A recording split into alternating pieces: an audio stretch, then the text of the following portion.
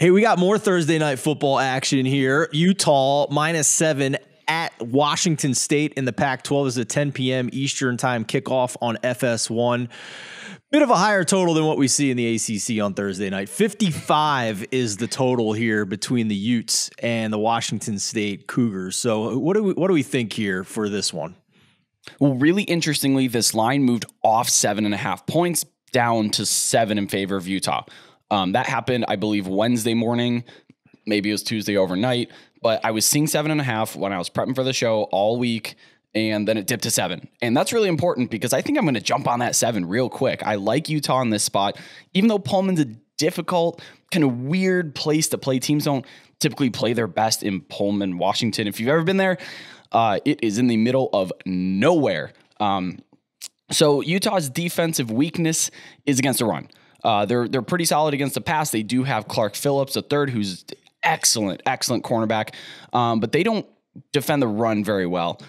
The problem is Washington State attempts the fewest, or they call the fewest rushing plays per game in the country. So are they going to maybe try to lean on that run game a little bit? We saw them do it a little bit against Wisconsin in that upset win on the road. I don't know that they're going to, just because that's not their tendency. So let's look at Washington State's wins on the season so far. Idaho, they beat them by 7. They're in the FCS. They did beat Wisconsin, which at the time looked really good and is looking progressively worse, even though Wisconsin's getting a little bit better now.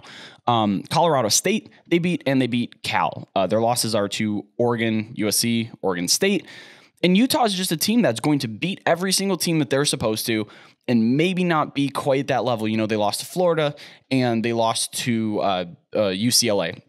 So I think Utah's got this one in the bag, and the fact that it's a touchdown even, maybe be patient and see if it continues to move toward Washington State. But I think I'm going to jump on this -7 for Utah. Fair enough. Yeah. Speaking as somebody who has traveled and covered a game at Washington State, yeah, it is not an easy trip. Now, I'm sure Utah's got a chartered flight is going directly in there to Pullman or to Moscow, Idaho, which is right down the road across the border. So it's a lot easier for them. But yeah, very, very interesting place to play.